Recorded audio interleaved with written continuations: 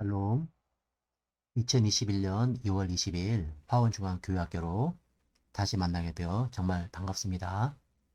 오늘부터는 인간론을 살펴보겠습니다. 첫째 시간으로 원시 상태의 인간에 대해서 인간의 구성 요소, 인간 영혼의 기원, 인간이 하나님의 형상을 가졌다는 것의 의미에 대해서 살펴보겠습니다.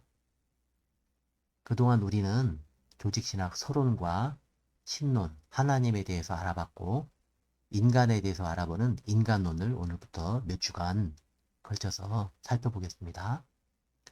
인간론은 크게 세 가지 주제가 있습니다. 첫 번째는 원시 상태의 인간, 죄를 짓기 이전의 인간에 대해서 다룹니다.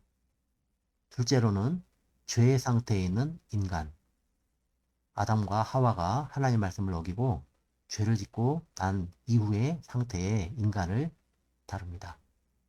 셋째는 은혜 언약 안에 있는 인간, 하나님의 은혜로 죄를 사함받은 인간에 대해서 알아보겠습니다. 오늘은 원시 상태 인간 가운데 첫 번째 주제, 인간의 본질적 구성 요소를 먼저 살펴보겠습니다. 인간은 물질적 요소인 육체와 영적 요소인 영혼으로 구성되어 있다는 이분설이 우리가 알고 있는 성경적인 인간의 구성 요소입니다. 사람이 만들 때 흙으로 만들어지고 코에 생기를 넣어 만들었다는 말씀으로 창세기 2장 7절에 여호와 하나님이 땅에 흙으로 사람을 지으시고 생기를 그 코에 불어넣으시니 사람이 생명되니라 이렇게 말씀하고 있죠. 사람이 죽을 때도 육체와 영혼이 분리되는 것이다. 이렇게 설명하면은 성경적으로 쉽게 이해가 되는 것입니다. 삼분설을 주장하는 분도 있습니다. 육체는 물질적 요소로 같은데 영혼을 혼, 정신적 요소와 영적 요소로 나누어서 설명하려는 것으로 헬라 철학의 영향을 받은 것입니다. 근거 구절로 데살로니가전서 5장 13절을 말하는데요. 평강의 하나님이 친히 너희를 온전히 거룩하게 하시고 또 너희의 온 영과 혼과 몸이 우리 주 예수 그리스도께서 강림하실 때 흠없게 보존되기를 원하노라. 이 말씀에서 영과 혼과 몸을 말씀하고 있죠. 히브리서 4장 12절에도 하나님의 말씀은 살아있고 활력이 있어 좌우에 날선 어떤 검보다도 예리하여 혼과 영과 및 관절과 골수를 찔러 쪼개기까지 하며 또 마음의 생각과 뜻을 판단하나니 여기 혼과 영 그리고 관절과 골수 몸을 말씀하고 있죠.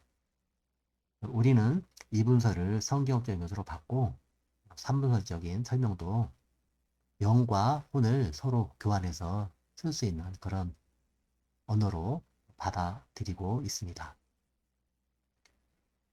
두 번째, 인간 영혼의 기원. 영혼이 어디서 왔느냐?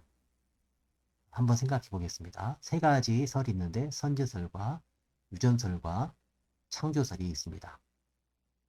선제설은 이전 세상에 영혼이 어떤 상태로 존재했다가 남녀가 만나 서로 결혼할 때 그 몸속에 들어온 것이라고 주장하는 것입니다. 그러니까 많은 영혼들이 이전에 어떤 상태로 존재해 있다는 것인데 성경적 근거는 없습니다. 두 번째로 유전설입니다. 아빠와 엄마가 결혼해서 자녀를 낳을 때 육체적인 것이 유전되는 것처럼 영혼도 유전된다는 주장입니다. 영혼이 유전된다고 하니까 좀 이상하지 않습니까? 그래서 이것도 우리가 쉽게 받아들이는 것이 어렵습니다. 세 번째 창조설이 있는데 우리가 성경적인 것으로 받아들이는 설입니다. 창조설은 각 개인의 아담의 영혼, 후손 A의 영혼, 후손 B의 영혼, 후손 C의 영혼, 각 사람의 영혼이 그 사람이 이 땅에 아담은 만들어질 때 후손은 부모의 엄마의 태중에 잉태될 때 그 시기는 정확히 모르지만 그때 하나님께서 직접 창조하셨다는 주장입니다. 그러니까 아이를 가질 때 임신 그 시기 초기, 중기 또는 말기에 하나님께서 그 영혼을 창조하셨다는 주장으로 우리는 이것을 받아들이고 있습니다. 그러나 성경은 분명하게 영혼이 어떻게 창조된다 그런 말씀은 없습니다. 우리는 성경이 없는 것을 너무 억지로 풀려고 하지 말고 영혼도 각 사람에게 독특하게 하나님께서 만드셨음을 인정하고 우리 각 사람의 영혼을 소중히 여기고 하나님께서 지으신 것으로 인정하는 것이 성경적인 태도입니다. 세 번째로 하나님의 형상을 지닌 인간은 무엇을 의미하는지 잠깐 살펴보겠습니다. 창세기 1장 26절에 하나님이 이르시되 우리의 형상을 따라 우리의 모양대로 우리가 사람을 만들고 그들로 바다의 물고기와 하늘의 새와 가축과 온 땅과 땅에 기는 모든 것을 다스리게 하자 하시고 우리의 형상, 우리의 모양대로는 하나님의 신적인 성품을 의미합니다.